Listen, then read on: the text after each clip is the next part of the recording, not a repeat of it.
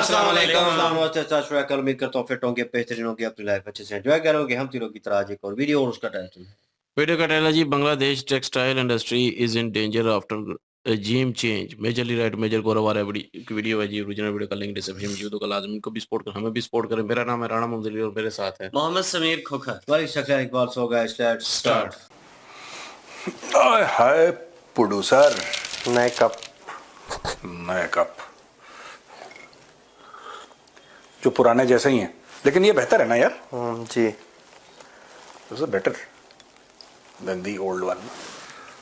Mat finish का है ये कप।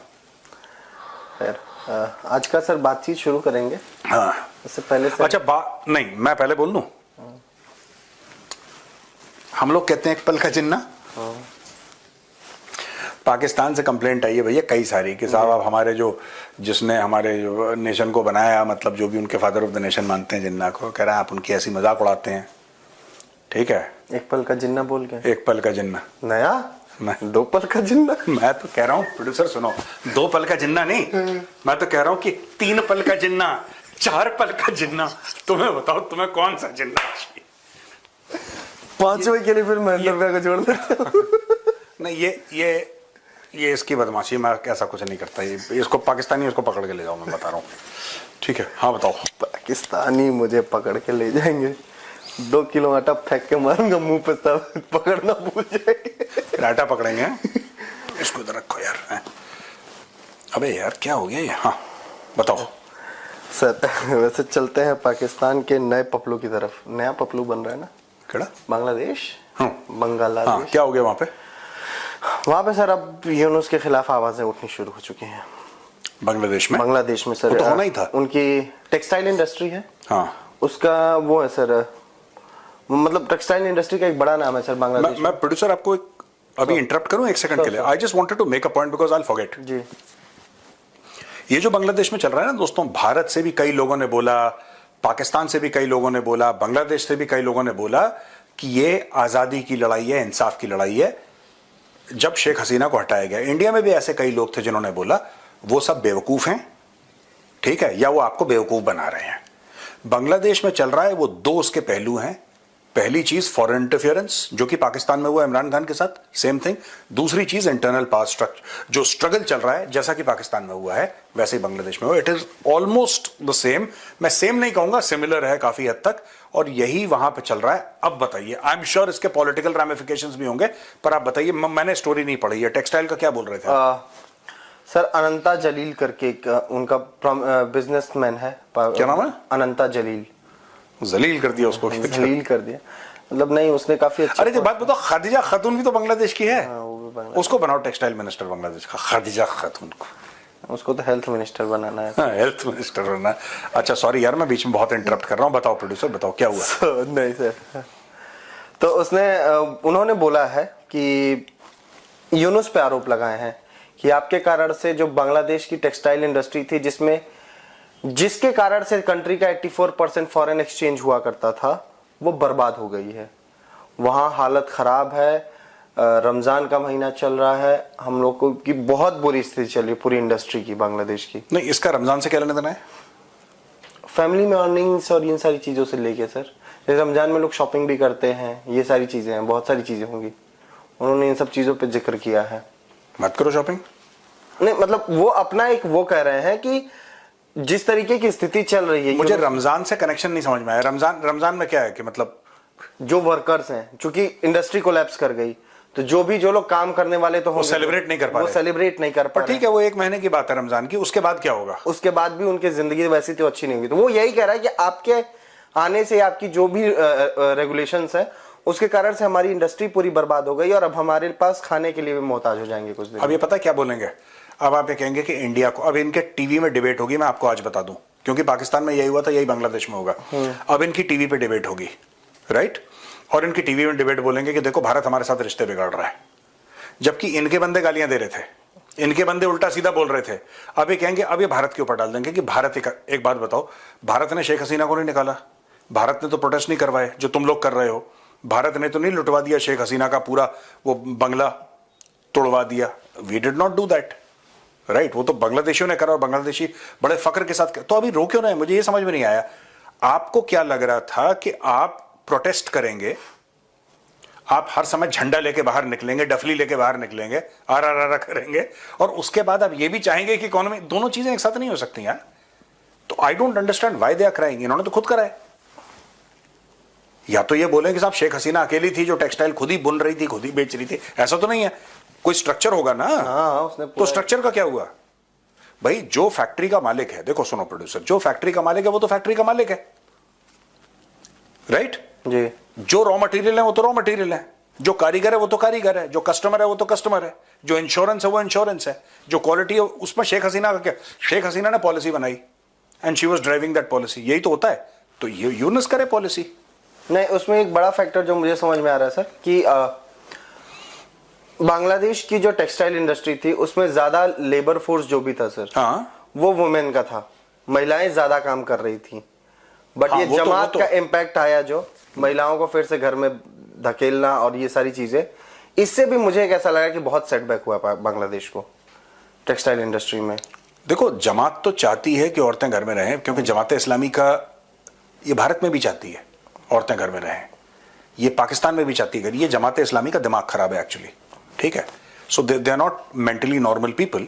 बट मुझे ये बात समझ में, ये आपका एनालिसिस है कि एक्चुअली ऐसा हुआ है? ये मेरा एनालिसिस है। हो सकता है, बट मुझे ऐसा लगता है कि कुछ सिस्टमिक डिसऑर्गेनाइजेशन या सिस्टमिक कुछ ब्रेकडाउन हुआ है बांग्लादेश में।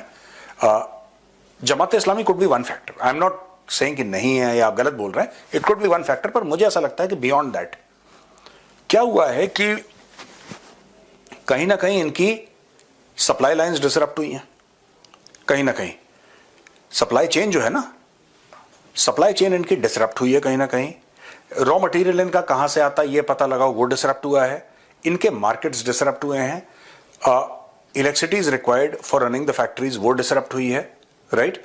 और ओवरऑल जो मुल्क में क्या है कि मैं आपको बताता हूं, शेख हसीना ना, then we'll go back to that person whom you were saying, जो जलील, जो आपने नाम बताया, अनंता जलील, मैं उसके बारे में बात बताऊंगा।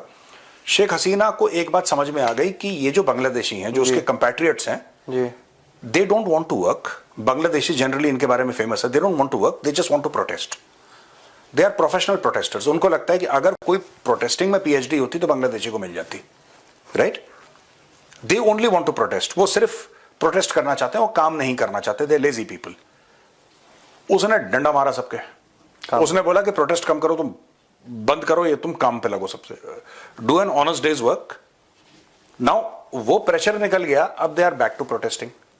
अब उनको खुद नहीं पता वो प्रोटेस्ट क्यों कर रहे हैं।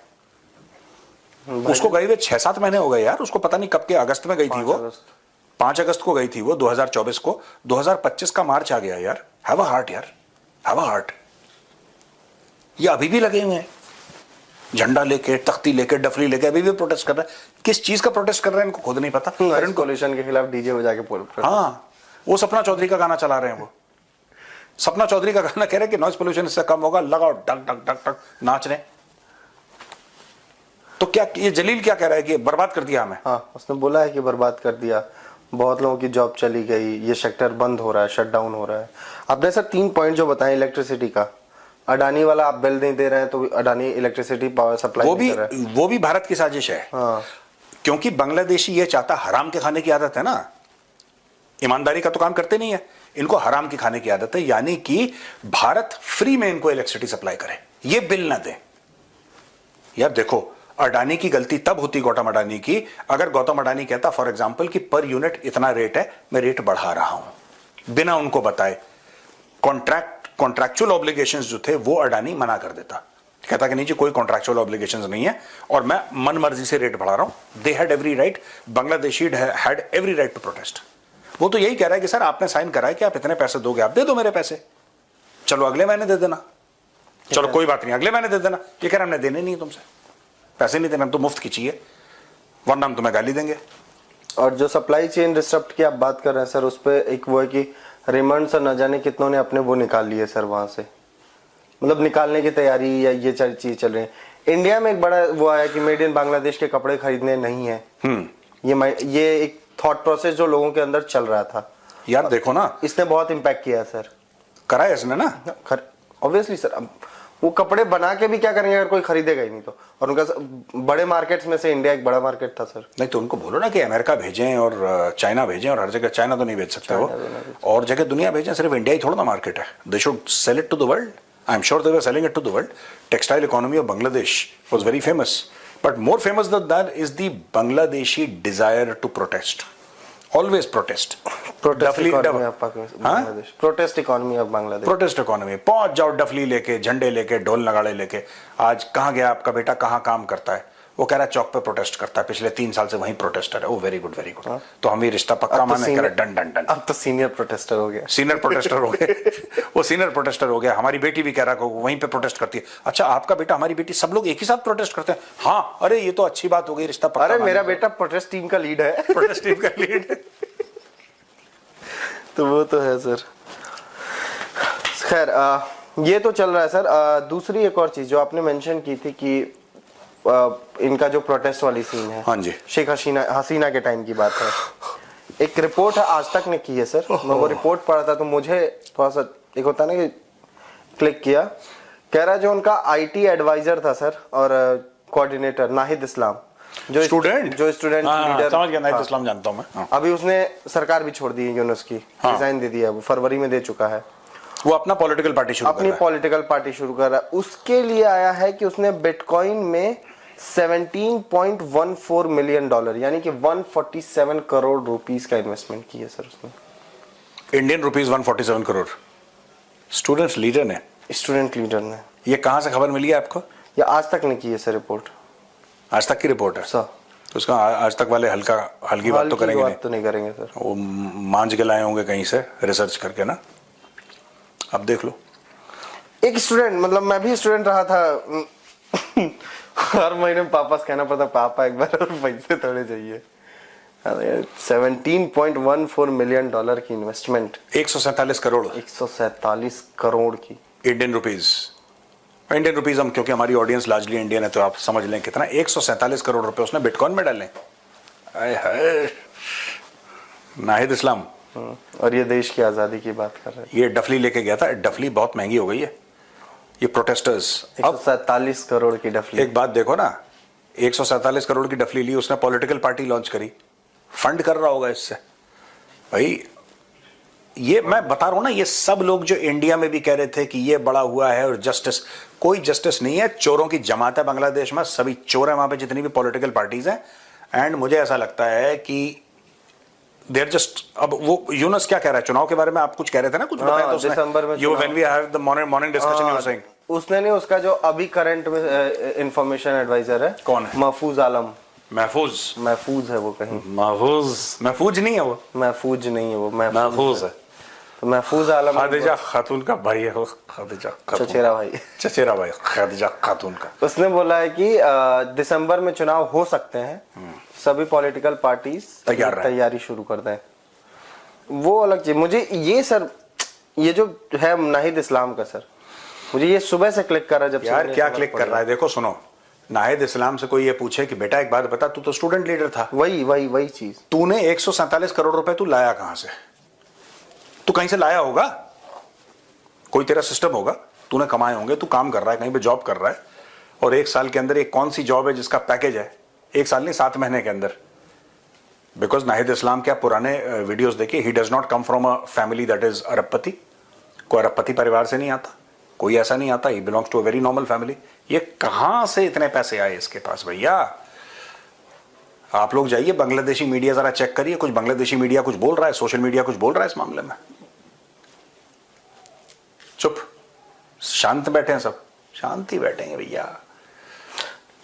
अगर उसने 147 करोड़ रुपए इन्वेस्ट किया, मैं बार बार इसमें एम्फेसाइज कर रहा हूं, तो जरूरी नहीं कि जितने पैसे थे सारे इन्वेस्ट ही कर दिए उसने। नहीं, इसने मोटा हाथ मारा होगा, उसमें से इसने बिटकॉइन में इतना डाला है। अच्छा ये सब छोड़ो, अब बांग्लादेश का टेक्सटाइल वाला क्या बोल रहा है कि अब आपने बर्बाद कर दिया, हम लुट गए यूनुस जी तेरे सरकार में। प्यारे तेरे प्यार में लुट गए यूनुस की सरकार में। वो वाला हाल हो चुका है इनका सर। एक फरियादी हाजिर है। फरियादी तो हाजिर है। हाँ, फरियादी हाजिर है यूनुस के दरबार में। नहीं, यूनुस फरियादी बन के आया कहीं पे। हाँ, मोदी जी के सामने। ओए यस, ये चीज है सर। नेक्स्ट क्या? मंथ थाईलैंड के बैंकॉक में सर एक बिम्स्टेक की मीटिंग होने वाली है। इसमें मोदी जी और यूनुस ओए होए मेरी जान, बढ़िया। हाँ, और बांग्लादेशी जो वो है सर सिस्टम है, उन्होंने रिक्वेस्ट की इंडिया से कि मोदी जी और उसकी बायलैटरल मीटिंग करवाई जाए। यहाँ से कल रणधीर जायसवाल साहब से पूछा गया कि क्या है इस पे, उन्होंने बोला कि नो अपडेट, मतलब नहीं, मतलब तो समझा सकता है कि अभी तक मिलना होता तो आ चुका होता प्लान, मतलब तो नहीं मिलना है। और कम से कम जो जायसवाल जी हैं वो इस तरीके, mister Jaiswal is a diplomat ना। डिप्लोमेट कैसे मना कर सकते? I don't have any update. I don't have any update मतलब कि, या तो ये भी कह सकते थे कि well currently the plan is not finalised but it's I am sure it's a very exciting opportunity and we have had traditional relations with Bangladesh. ये सब लोग कहते हैं ना। जायसवाल जी ने क्या बोला? No update. नो अपडेट हो गया। फिर इसका मतलब उसके सॉफ्टवेयर अपडेट हो गया यूनुस का। और वो काफी चाहता है कि था ना कि मालिक एक बार सुन लीजिए, पैर पकड़ने का मौका दीजिए। बेसिकली क्या है कि जो बाइडेन चुनाव हार गया, ट्रंप जूते मार रहा है, अब ये पापा ढूंढ रहा है, अब ये पापा ढूंढ रहा है। और जिनपिंग इससे खुश है नहीं ज्यादा खास। यार देखो, चाइनीज किसी से खुश नहीं है, इसमें बांग्लादेश की गलती नहीं है।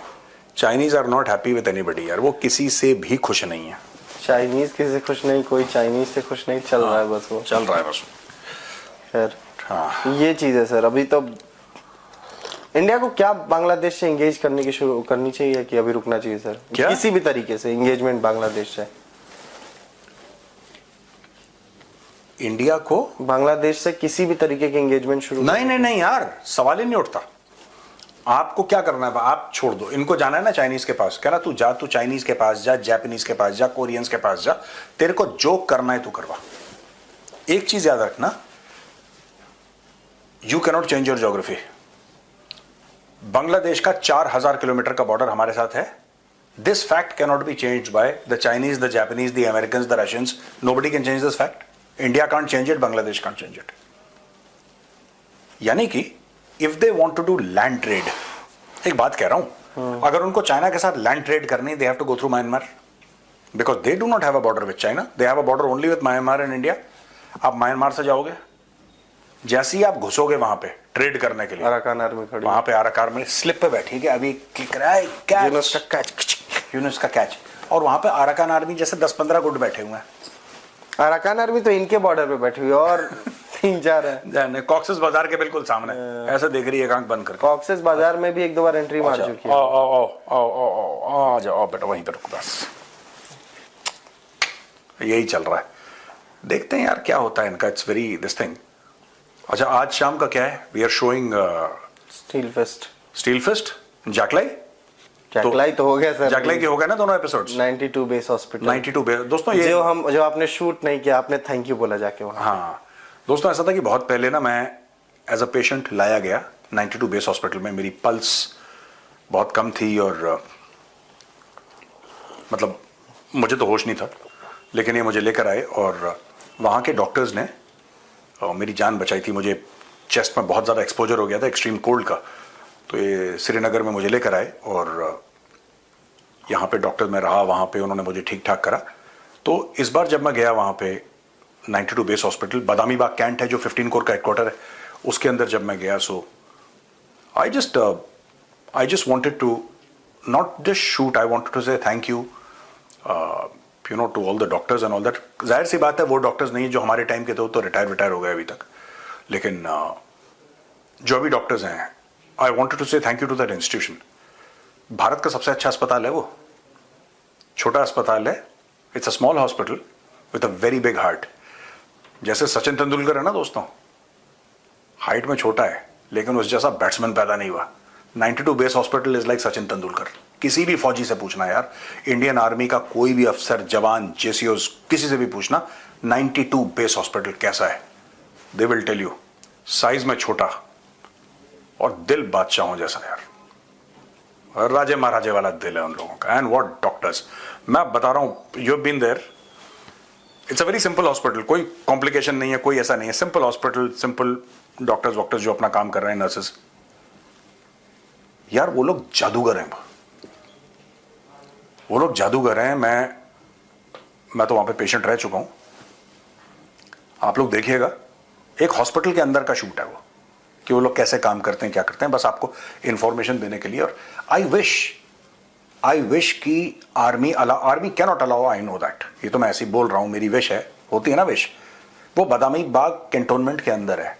पर अगर आपका फौज में कोई जुगाड़ है, आपका कोई दोस्त है, ठीक है, आप कश्मीर जाते हैं, आप डल लेक देखते हैं, आप कहते हैं मैंने ये गार्डन देखना है, ये देखना है, मैंने ना कुलगाम जाना है, मैंने पहलगाम जाना है, मैंने गुलमर्ग जाना है, यहाँ घूमना है, वहाँ घूमना है, आप दुनिया भर का प्लान बनाते हैं जब आप कश्मीर जाते हैं। अगर आपका कोई फौजी दोस्त है ना, आप उससे कहना कि यार चाहे अंदर ना जा सकूं, मुझे दूर से एक बार 92 बेस हॉस्पिटल जरूर दिखाना। आपको पता होना चाहिए, आपको पता होना चाहिए कि जिस दिन आपसे कोई पूछे कि भाई भारत का सबसे अच्छा अस्पताल कौन सा है, without exception, which is the best hospital of India, you should know the answer, it is 92 base hospital. आप देखना मत भूलिएगा। आज शाम 5 बजे 5 बजे स्टील फेस्ट आ रहा है द चाणक्य डायलॉग हिंदी पे। चलो भैया चलते हैं। लेकिन सर मैं एक चीज लास्ट में बोलूंगा। हाँ। आपने बोला ये बेस्ट हॉस्पिटल है ये। हाँ। मुझे एक चीज वहाँ की आज भी टिकी हुई है सर। जब हम लोग बात कर रहे थे ऑफ कैमरा, तो उन्होंने कहा कि this is not just an hospital, ये एक आर्मी की यूनिट भी है, और हम उसी डिसिप्लिन और उसी तरीके से काम करते हैं जैसे एक आर्मी की यूनिट काम करती है। नहीं बिल्कुल, एंड दैट इज समथिंग कि मुझे लगा कि हाँ। और वहां पे ना 92 बेस हॉस्पिटल में जैसे ही आप अंदर आएंगे ना मेन गेट से, तो स्टेयरकेस के पीछे उन्होंने वो बना रखा, वो भी मैं आपको दिखा, इसमें शूट करा हमने, ऐसे कि उसमें करीब 50-100 खाने ऐसे छोटे छोटे प्लास्टिक के बने हुए हैं। जी गाइस, वो मेन मुद्दा जो बांग्लादेश का था वो मेरे ख्याल में खत्म हो चुका है, और हॉस्पिटल के बात भी कर रहे हैं। चले उस बांग्लादेश वाली बात पे जो है वो अभी बात करते हैं। वीडियो वैसे भी लंबी हो जाएगी क्योंकि अभी हमने भी बक करनी है। जी करें बक बिल्कुल जी, बांग्लादेशियों के बारे में आप लोगों ने देख ही लिया होगा कि देखें कि इन पता नहीं क्या अजीबो-गरीब सी सोच है बांग्लादेशियों की कि हसीना वाजिद जब वहाँ पे थी तो इनका प्रोटेस्ट चले करना कुछ समझ आता था। नाहिद इस्लाम जैसे कुछ स्टूडेंट कट्टरपंथी लोगों को साथ लेकर उठे हैं। इन्होंने प्रोटेस्ट किए हैं हसीना वाजिद के खिलाफ के कुछ चीज़ें हैं उनकी जो इनको पसंद नहीं है। कुछ उन्होंने असूल कानून बनाए हैं जो ये कहते थे कि अवाम के लिए वो ठीक नहीं है। तो इन्होंने प्रोटेस्ट किए, हसीना वाजिद की सरकार ख़त्म हुई, उसके बाद जाके इन्होंने उनके घर पर जिस तरह से लूट-मार की है, उसके बाद जाके तो जिस तरह से उनको देश से निकाला और शेख मुजीबुर रहमान के पुतले को भी तोड़ डाला, कहा कि हम ऐसी चीज़ों को अब नहीं मानते। हसीना वाजिद का नामो-निशान यहाँ से मिटाना चाहते हैं। वो वहाँ से चली गई, उसके बाप का आपने पुतला भी तोड़ दिया, सारा कुछ आपके ज़हन के मुताबिक हो गया, आपकी मर्ज़ी के मुताबिक हो गया। आप जिसकी सरकार चाहते थे वो सरकार भी आ गई। उसके बाद आपको भी सरकार चलाने का मौका मिल गया, आपको भी मिनिस्ट्रियाँ मिल गईं। तो फिर समझ नहीं आती उसके बाद जाके प्रोटेस्ट करने का मकसद अब क्या है? अब किसके खिलाफ प्रोटेस्ट किए जा रहे हैं? क्यों किए जा रहे हैं? वहाँ की जो इंडस्ट्री है, उनका बेड़ा गर्क हुआ पड़ा है। वहाँ की जो लोग हैं, कितने ही लोग रोज़गार हुए हैं, इन प्रोटेस्ट की वजह से। नाहिद इस्लाम जो है, देख लें कि भाई साहब स्टूडेंट है और एक स्टूडेंट के पास कितने पैसे होते हैं? वो तो अपने घर से पॉकेट मनी माँग कर अपना निज़ाम जो है वो चलाता है। तो 147 करोड़ रुपए इंडियन रुपीस भाई साहब ने बिटकॉइन में इन्वेस्ट किए हैं। वो कहाँ से आए हैं?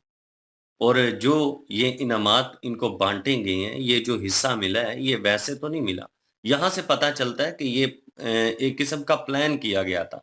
ये प्रोटेस्ट करने का पहले के लिए इन लोगों को चुन लिया गया था कि आप लोगों ने ये करना है। अब भाई साहब को पता चल गया कि उनके नाम का सिक्का भई चल पड़ा है और लोगों में वो फ़ेमस भी हो गए हैं।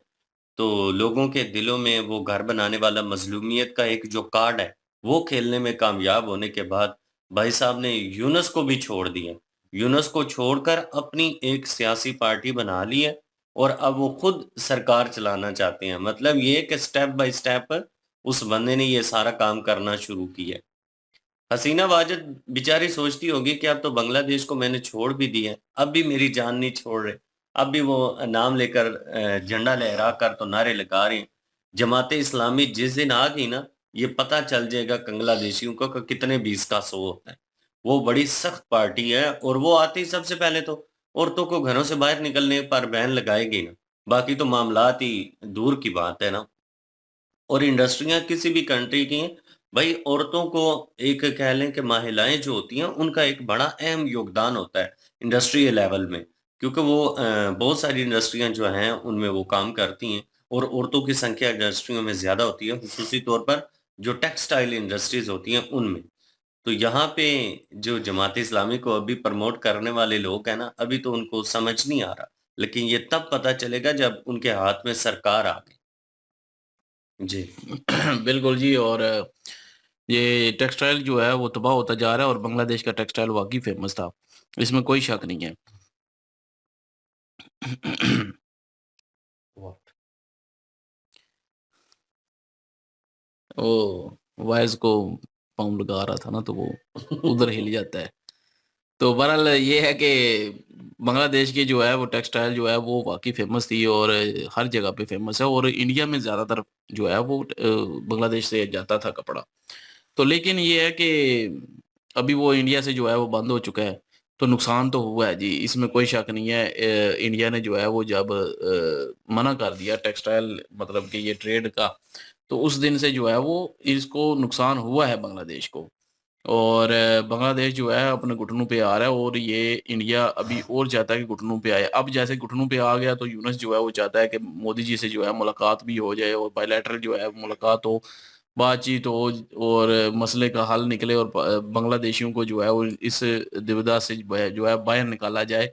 और बिजली की बात की कि वो अडानी जो है वो भी इंडिया पे ख़ैर बिल तो फाड़ रहे हैं, लेकिन शुरुआत तो बांग्लादेशियों ने की है ना इंडिया के खिलाफ जो है वो जो नारेबाज़ी की, वो जो मुहिम चलाई, इंडिया भगाओ पता नहीं क्या ऐसी वो मुहिम थी, वो इन्होंने चलाई बांग्लादेशियों ने। तो बांग्लादेशियों ने शुरू किया है, इंडिया ने भाई ठीक है कहा है, ठीक है आप अपने रास्ते हम अपने रास्ते, जब उन्होंने कट ऑफ किया है तो अब जो है वो बांग्लादेशियों की चीखें निकल रही हैं। और ये ऐसे नहीं करना चाहिए था बांग्लादेशियों को। और पाकिस्तानियों ने भी जिस तरह ट्रेड बंद की और पाकिस्तान में बड़ी चीज़ें जो है महँगी हो गई थी और इमरान खान के दौर में, इसी तरह बांग्लादेशियों ने भी यही काम किया और बांग्लादेशी भी जो है अब घुटनों पे आए हुए हैं।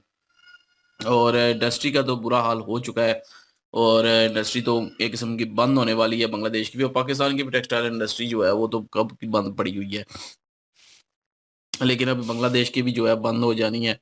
और रही बात उसकी जो वो नाहीद इस्लाम जिसकी बात कर रहे थे 147 करोड़ का उसने बिटकॉइन में लगाया, और बाकी कितना होगा उसके पास? ये तो नहीं है कि सारा उसने वहीं पे लगा दिया।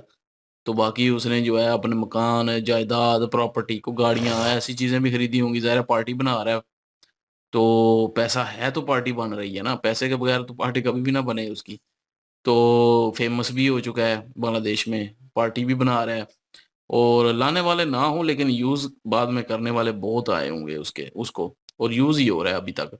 और यूज़ किया गया है इसीलिए उसको पैसे मिले हैं ना, इसमें तो कोई शक नहीं है। प्रोटेस्ट अगर आपने हक के लिए करता, उस वक़्त हम भी कह रहे थे कि ठीक है, अपने हक के लिए किया, अपना जो उनको हक चाहिए था, वो जो कोटा सिस्टम था निकला हुआ, वो ख़त्म करवाना चाहते थे, ठीक है, वो अच्छी बात है कि उन्होंने प्रोटेस्ट किया, तो वो ख़त्म करवा लिया। ख़त्म करवाने के बाद हसीना वाजद को जो है वो बाहर निकलवा दिया, तो प्रोटेस्ट बंद होना चाहिए। तो ये सारी चीज़ें बंद होनी चाहिए और ये जो हीरो बने हुए हैं, इनको ख़त्म होना चाहिए अब। और हुकूमत जो है वो एक जो बनी हुई है निगरान हुकूमत यूनुस की, उसको चाहिए कि इलेक्शन करवाए। इलेक्शन में सब पार्टियों को इजाज़त हो, फिर अवाम दोबारा चुने जिसको चुनना है। तो खालिस इलेक्शन होने चाहिए, तो इस तरह का सिस्टम होना चाहिए। लेकिन ये है कि ये सारा कुछ उल्टा ही हो गया सब कुछ, हुँ। और जो कि बांग्लादेश की किस्मत ख़राब कर रहा है। और इस्लामी जमात की बात कर रहे थे कि इस्लामी जमात आएगी टेक्सटाइल में से जो है वो उनको निकाला गया, औरतों को भी। इस्लामी जमात भाई आ गए ना, तो मैं कहूँगा कि इन मुल्कों में हमारे जो मुल्क है ना, बांग्लादेश हो गया, पाकिस्तान हो गया और ये और कोई मुल्क जो इधर है इस एरिया में, जो कि कहता है कि हम इस्लामी मुल्क जो है बनना चाहते हैं, जिस तरह के पाकिस्तान भी चाहता है कि हम इस्लामी मुल्क बनेंगे और हम जो है इस्लाम का कानून लेके आएँगे यहाँ पे। भाई यहाँ पे मैं कहूँगा कि इस्लामी कानून, इस्लाम जो कह रहे हैं कि इस्लामी पार्टी कोई आगे आए, तो मुल्क तबाह हो जाएगा। वो ऑफ कैमरा भी मैं बात कर रहा था कि मुल्क तबाह हो जाएगा उस चीज़ से, क्योंकि जो है वो यहाँ पे मसलक काफ़ी ज़्यादा है। हाँ, शिया मान्यता एक हैं, नहीं है, बिल्कुल। देवबंदी हैं, वहाबी हैं, सुन्नी हैं। अगर सुन्नियों का बंदा आएगा, तो वो बाकियों के खिलाफ जो है माज़ खड़ा कर देगा। बाकियों का आएगा, तो वो बाकियों के खिलाफ माज़ खड़ा कर देगा। तो ये मैं कहूँगा कि खाना जंगी वाली सूरत-ए-हाल हो जाएगी यहाँ पे। अब सऊदीया जो है वो वहाँ पे एक ही हिसाब चलता आ रहा है और शुरू से चलता आ रहा है। बेशक अब वहाँ पे मसलक बने या ना बने, लेकिन वो शुरू से एक कानून बना हुआ है वहाँ पे। लेकिन यहाँ पे अगर कानून नाफ़िज़ करेंगे तो कानून जो है वो किसी एक पक्ष में जाएगा ना, दूसरे मसलक के पक्ष में नहीं जाएगा, जिसकी वजह से प्रॉब्लम बनेगी। और बांग्लादेश में भी यही होगा, इस्लामी जमात आएगी तो वो अपने मसलक को सपोर्ट करेगी और दूसरे मसलक वाले हिसाब पे बढ़ जाएंगे। खैर, गैर मुस्लिम तो एक साइड पे, गैर मुस्लिम को तो होना ही होना है ना, चाहे कोई भी मसलक आए। लेकिन ये है कि जो मुस्लिम है दूसरे मसलक के, उनके लिए भी हिसाब बन जाएगा ये मुल्क जो है। तो वही, इसलिए मैं चाहता हूँ कि पाकिस्तान में भी कोई इस्लामी जमात का बंदा ना आए ऊपर इक़्तिदार में, क्योंकि वो अपने मसले को प्रेफ़र करेगा, इस्लाम को प्रेफ़र नहीं करेगा। तो अगर देखा जाए तो उधर बांग्लादेश में भी यही होगा, तो इसलिए नहीं आनी चाहिए इस्लामी जमात, ये बांग्लादेशियों को देखना चाहिए। और अभी तो जोश चढ़ा हुआ है ना, जब बांग्लादेश पूरी तरह तबाह हो गया ना, फिर जोश खत्म हो जाएगा, जब खाना जंगी वहाँ पे शुरू हो जाएगी और ये सारा सिस्टम शुरू हो जाएगा। लेकिन ये है कि इन्होंने गुफ्तगू की है 2-3 पॉइंट पे, एक टेक्सटाइल इंडस्ट्री पे, एक मोहम्मद यूनुस पे, और दूसरा जो है वो अपना उस नहीद इस्लाम पे जो है डिस्कस हुई है। नहीद इस्लाम जो है वो इतना पैसा किधर से लेके आया है, तो इससे साफ ज़ाहिर होता है भाई, वो बिका हुआ था। और उसके साथ जो भी थे, जितने भी लीडर थे, जो 3 थे ना ये टोटल, तो 3 तीनों के स्टूडेंट। पास देखना चाहिए कि कितना-कितना रुपया आया है। जी, तो ये तो 147 करोड़ तो ये सिर्फ़ बिटकॉइन पे लगा ना, बाकी इसके कितना अखराजात होंगे, बाकी सारा कितना हिसाब-किताब होगा। मतलब कि ये तो 1000 2000 करोड़ जो है वो लेके आया है, अकेला ये, मुझे तो जहाँ तक लग रहा है। तो बहरहाल ये है कि ये तो अब बांग्लादेशियों को देखना है भाई, कि बांग्लादेशियों को जो है वो अपने मुल्क का देखना चाहिए, ना कि किसी पार्टी का, या ये ऐसे लोगों का जो कि ये पैसे खाऊ हैं और पैसे लेके जो है अभी पार्टी नहीं बना रहे हैं। और ये तो बांग्लादेशी देखेंगे अब कि वो कितने पानी में हैं, वो क्या कर सकते हैं और किसी अच्छे बंदे का साथ देंगे, जो कि सारे मुल्कों के साथ तल्लुकात बेहतर होने चाहिए। इंडिया के साथ तल्लुकात बेहतर होना चाहिए बांग्लादेश के भी।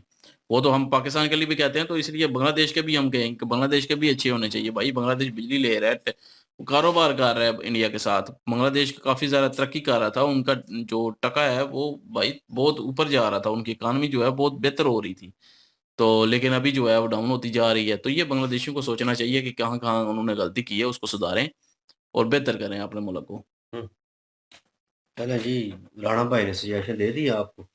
लेनी है जितने तो लो। भी इंडियन व्यूअर्स हैं वो देख रहे हैं, वो हुकूमत को हैशटैग जनाब तहरीक चलाएँ और कहें कि बांग्लादेश के साथ जो है वो ताल्लुकात बेहतर कर नहीं, लें। नहीं, मैं इंडिया को नहीं कहा। मैंने बांग्लादेशियों को कहा है कि वो अपने आप को सुधारें।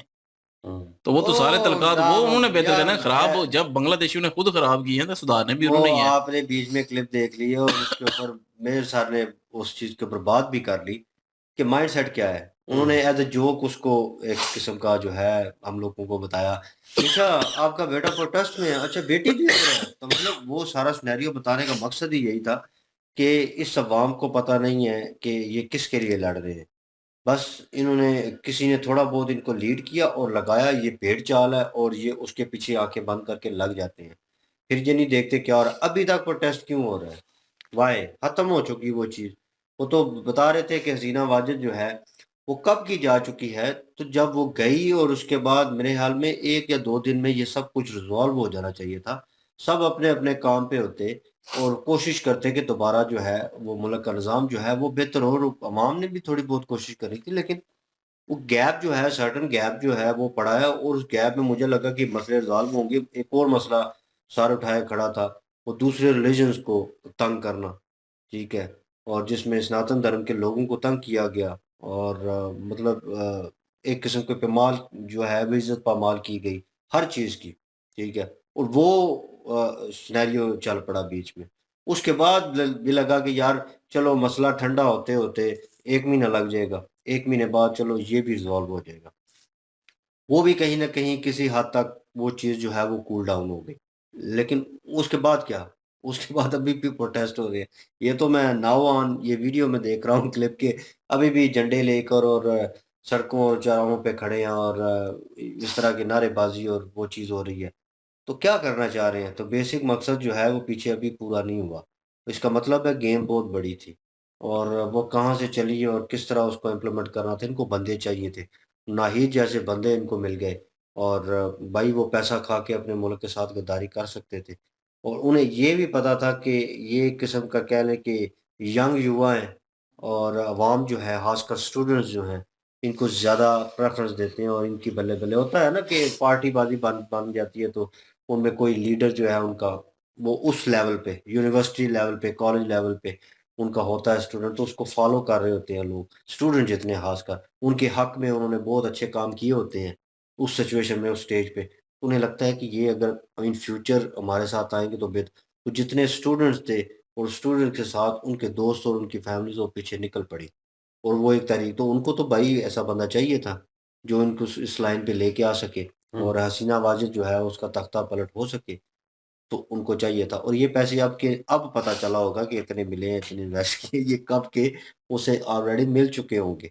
और आई डोंट नो, ये बली ने भी कहा कि उससे हो सकता है डबल अमाउंट हो, तो नोबडी नोज। ये तो अमाउंट सामने आई है कि इतने क्रिप्टो में इन्वेस्ट इन्वेस्ट किए गए हैं, उसमें बिटकॉइन में। तो नोबडी नोज के वो ये भी कह रहे थे प्रोड्यूसर साहब के हो सकता है कि आधे लगाए हों, आधे तो उनके पास हों।